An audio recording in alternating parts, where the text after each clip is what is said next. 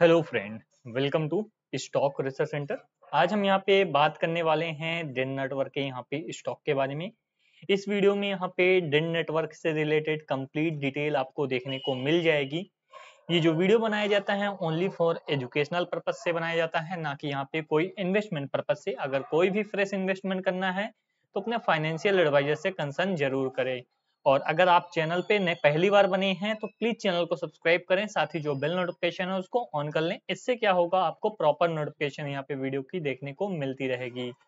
तो आ जाते हैं यहाँ पे सबसे पहले screener.in पे। यहाँ पे अगर आप देखोगे कि जो डेन नेटवर्क का प्राइस है वो करेंटली ट्रेड हो रहा है 51.2 रुपीज के आसपास। और मार्केट कैप ये जो होल्ड करता है यहाँ पे 2443 करोड़ का ये मार्केट कैप होल्ड करता है। और स्टॉक का हाईएस्ट प्राइस जो गया था वो यहाँ पे 69 रुपीज के आसपास गया था, और लोवेस्ट प्राइस यहाँ पे जो था इस साल का वो यहाँ पे 29 रुपीज के आसपास था। प्राइस टू अर्निंग रेशियो की अगर हम बात करें तो प्राइस टू अर्निंग रेशियो अगर आप देखोगे तो यहाँ पे 11.5 के आसपास ये ट्रेड कर रहा है।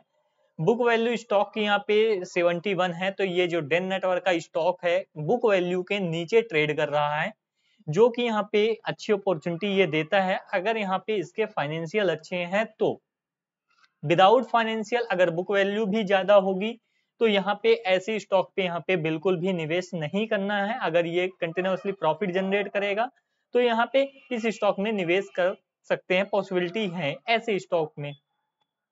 रिटर्न यहाँ पे अपने कैपिटल और इक्विटी पे जो जनरेट करता है वो यहाँ पे 7.3% का है और इक्विटी पे 6.42 का है।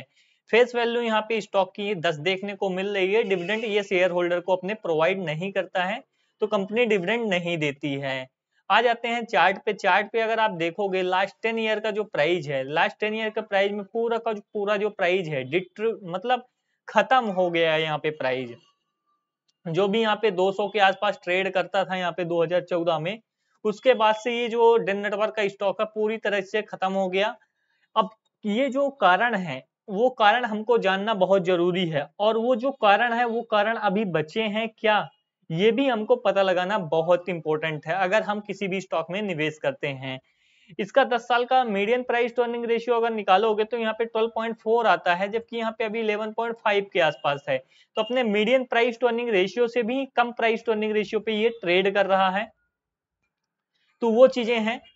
पीयर्स में अगर आप देखोगे, पीयर्स में यहाँ पे ये जो डेन नेटवर्क है 8वें पोजीशन पे है।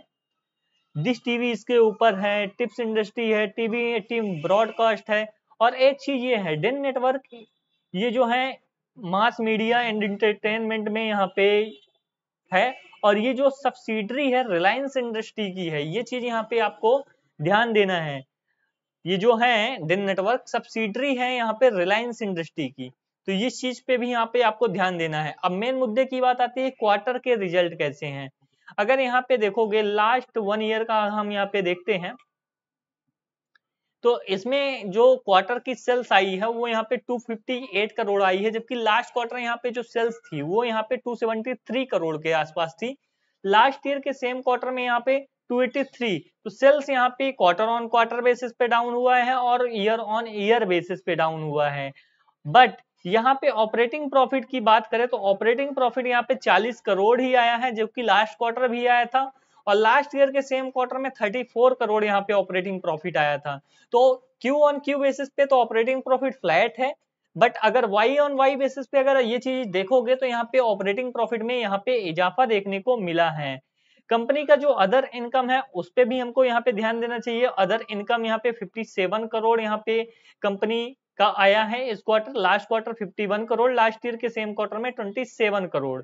तो ये मेन मुद्दे की बात है, सेल्स यहाँ पे डाउन हुई है बट प्रॉफिट ऑपरेटिंग प्रॉफिट यहाँ पे मेंटेन है। अगर यहाँ पे सेल्स इंक्रीज होती है तो यहाँ पे ऑपरेटिंग प्रॉफिट जो बढ़ने के चांसेस हैं, पॉसिबिलिटी है वो यहाँ पे इंक्रीज हो जाएगी। कंपनी का यहाँ पे डिप्रिसिएशन भी देख सकते हो 28 करोड़ के आसपास इस क्वार्टर है, लास्ट क्वार्टर भी था और लास्ट ईयर के सेम क्वार्टर में 29 करोड़ के आसपास था। तो डिप्रिसिएशन भी बहुत देखना जरूरी होता है, इंटरेस्ट भी देखना जरूरी होता है। तो इंटरेस्ट यहाँ पे कंपनी ने लास्ट मतलब 1 ईयर में 1-1 करोड़ ही यहाँ पे हर क्वार्टर यहाँ पे कंपनी ने इंटरेस्ट पे किए हैं बैंक को। प्रॉफिट बिफोर टैक्स की अगर बात करें तो यहाँ पे प्रॉफिट बिफोर टैक्स 69 करोड़ का इस क्वार्टर आया, लास्ट क्वार्टर यहाँ पे 62 करोड़ का आया है।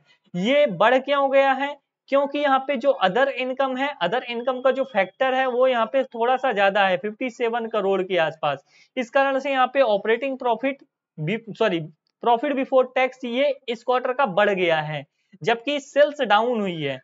तो यहाँ पे अगर आप देखोगे क्यू ऑन क्यू बेसिस पे तो इंक्रीज हुआ है, वाई ऑन वाई बेसिस पे अच्छा खासा यहाँ पे प्रॉफिट बिफोर टैक्स इंक्रीज हुआ है। और कंपनी ने यहाँ पे एक चीज पकड़ में आई है, ये देख सकते हो, कंपनी ने लास्ट ईयर सेम क्वार्टर में -304% का यहाँ पे टैक्स पे किया था माइनस में।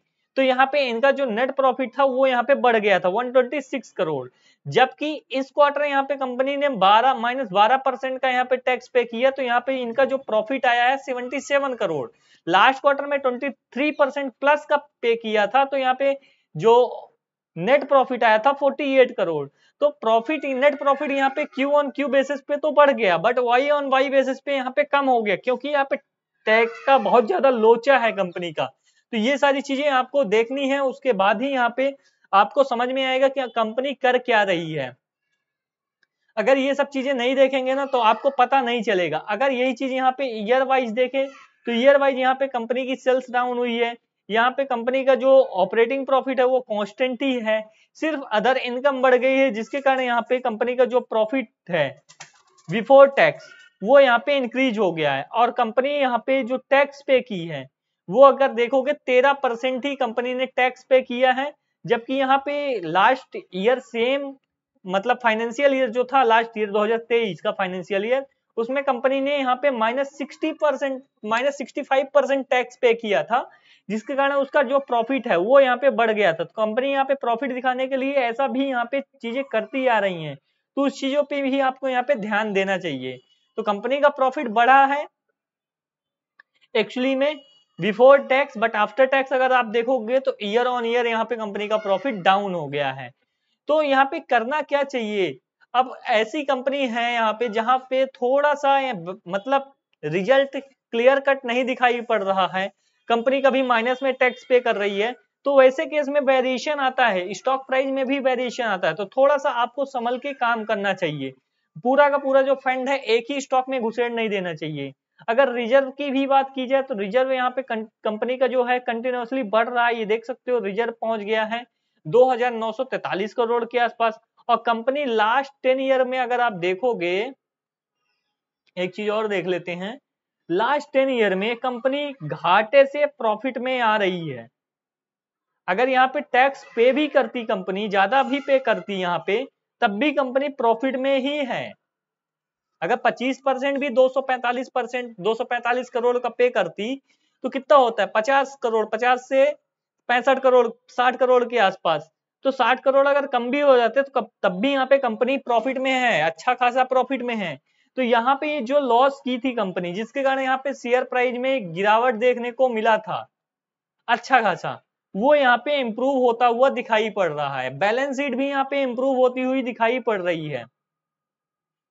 और इनका जो फिक्स एसेट्स हैं वो भी यहाँ पे देख सकते हो अभी 515 करोड़ के आसपास हैं।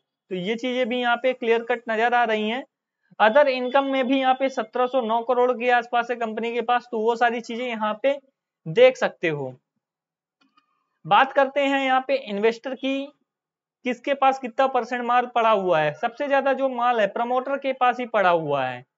प्रमोटर के पास यहाँ पे 74.91% है, जबकि FII के पास जो माल पड़ा हुआ है 1% है। DII यहाँ पे नहीं होल्ड कर रही है, स्टॉक को बहुत कम है, उसके पास 0.18%। मेजोरिटी ऑफ जो शेयर होल्डिंग है वो यहाँ पे पब्लिक के पास ही है 23.72। तो कंपनी ट्रैक पे आ रही है, बट अभी यहाँ पे सेल्स कम हो रही है, तो उस चीज पे भी हमको यहाँ पे ध्यान देना चाहिए। प्रमोटर ने अपना शेयर आने मतलब कुछ दिनों में यहाँ पे अच्छा खासा 2017 के बाद प्रमोटर ने अपना स्टेक बढ़ाया है, और देख सकते हो 74-75% तक स्टेक कर दिया है। DII का पूरा स्टेक प्रमोटर ने खरीदा, DII का पूरा स्टेक जो है यहाँ पे प्रमोटर ने खरीदा। FII का पूरा स्टेक यहाँ पे प्रमोटर और पब्लिक के द्वारा यहाँ पब्लिक के पास चला गया। तो प्रमोटर अच्छा खासा यहाँ पे माल उठाया है, प्रमोटर को अपने बिजनेस पे भरोसा है। तो क्वालिटी अच्छी है यहाँ पे, बट थोड़ा सा संभल के काम करना है, क्योंकि यहाँ पे कंपनी घपला भी कर रही है टैक्सेस में। टैक्सेस अगर क्लियर कट यहाँ पे शो करने लगती है तो आने वाले टाइम में एक अच्छी अपॉर्चुनिटी डेन नेटवर्क के स्टॉक में देखने को मिल जाएगी।